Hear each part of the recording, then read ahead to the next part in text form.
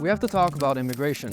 I know it's a topic that pretty much guarantees a comment section war, but I'll take the risk.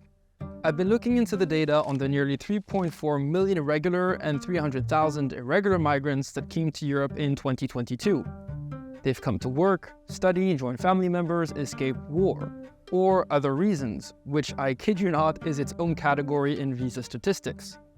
While some point to this immigration as being necessary to compensate for Europe's aging population, a humanitarian duty, or simply as being a fact of life, others highlight the associated criminality, bad integration, and cost for Europe's welfare systems, wanting to bring it to a halt. But before we can talk about any of these aspects, we need to quantify immigration. So I set out to crunch the numbers using data from Eurostat, the EU's website for all things statistical, to tell the story on the numbers of immigration to Europe, looking at where migrants come from and what they come to do. This is the story of the numbers of immigration. So the starting point of this video is this simple line chart of Europe's foreign-born population. It basically tells us that there are more migrants coming to the EU. But that doesn't really tell us much on who's coming. So let's start by actually defining what immigrant means, since when it comes to European countries, there are three types of people. There's national citizens, EU citizens, and foreign citizens, which are also called third country nationals. These people can move between EU countries and to and from the EU. We can visualize the movements of these different people in a graph by country for 2022. Let's first add migration coming from non-EU citizens, then migration of EU citizens on top of that, and finally let's top it off with returning citizens from their country of origin. And if we subtract foreign citizens, EU citizens, and national citizens that leave, we can get the net migration by country. We can see that almost every country has positive net migration. In other words, more people coming into the country than leaving, with Greece, Romania, Croatia, and Latvia being the EU's only exceptions. If we add this number up for every country in the European Union, we arrive at a net migration of 1.2 million people in 2022. But if we keep it split up in the three different categories of citizens and between countries, we can notice a couple of trends. Some countries, like the Netherlands or Germany, attract a lot of Europeans from other EU countries, and net immigration from non-EU countries is primarily focused in Italy, Spain, Germany, and France. On top of these numbers, we also need to add the Ukrainians who received temporary protection status in 2022 in the follow-up of Russia's invasion of Ukraine, which number at about 4 million and are excluded from these statistics. But the thing is, since this graph is based on official data for registered people, it mostly excludes irregular migration. But there are two ways in which we can look at this to get a glimpse at the issue. First, we can look at irregular entries to the EU, which numbered at about 300,000 in 2022 and are likely underreported, since it only includes those irregular migrants that get caught and processed. On the other hand, we can take a look at irregular stays, that is, people that come on a tourism visa or a short-term work permit and then remain after their documents have expired. There were about 430,000 orders to leave the EU, of which 73,000 were actually acted upon.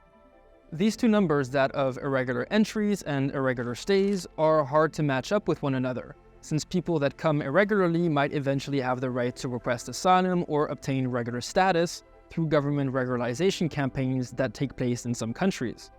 But if we compare these numbers with regular migration, we can see that irregular migration is only a fraction of the total, while it garners most of the political attention.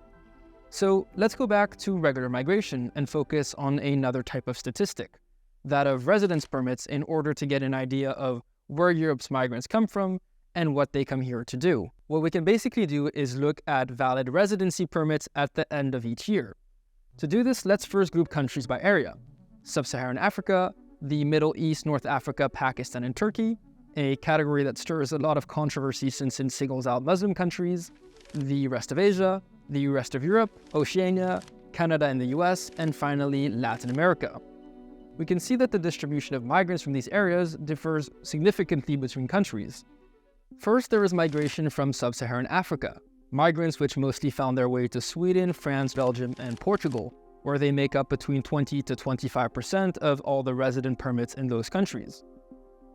Then there's migration from the Middle East, North Africa, Pakistan, and Turkey, which heads mostly to Western European countries with a history of immigration, as well as Romania and Bulgaria, which both don't receive many migrants and are close to Turkey.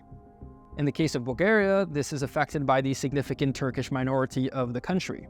Additionally, there is migration from Latin America, which goes mostly to Spain and Portugal, where it makes up 33% and 44% of migrants respectively. Fourthly, there is migration from the rest of Europe, which are mostly Ukrainians, Belarusians, and Russians that have moved to Central and Eastern European countries. They form an overwhelming majority of non-EU immigrants in countries like Poland or the Czech Republic. And finally, there is migration from the rest of Asia, with significant Chinese, Indian, Philippine, and Thai migrants across European countries. So why are all of these people in Europe? Well, if we break down these residence permits into the 5 categories recognized by the European Union, namely work, family, education, asylum, and other, we can see that the main reason for coming to Europe is work, with worker permits making up 42% of the total, family 24%, education 13%, and asylum 11%, while 10% was other. But if we break this down on a national level, we can see that there are some pretty stark differences between countries.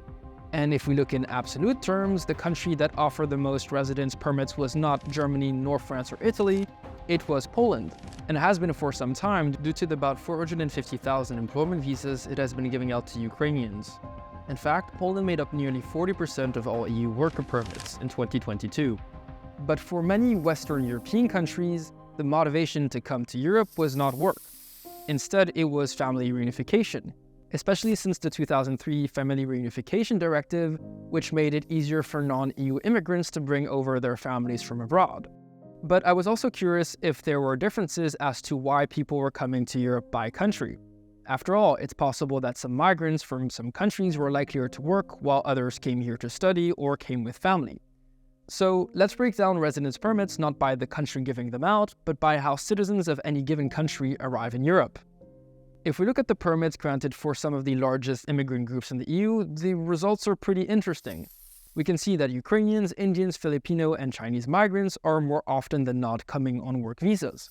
Syrians and Afghans arrive mostly as refugees, whereas Algerians, Moroccans, and Turks enter mostly on family reunification permits or on other permits, which includes unaccompanied minors.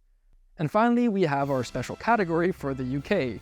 And yes, I do love singling them out in the statistics due to Brexit, where 80% of the residence permits are other, thanks to the special residence schemes EU countries created during the UK's withdrawal. So where do these raw statistics leave us?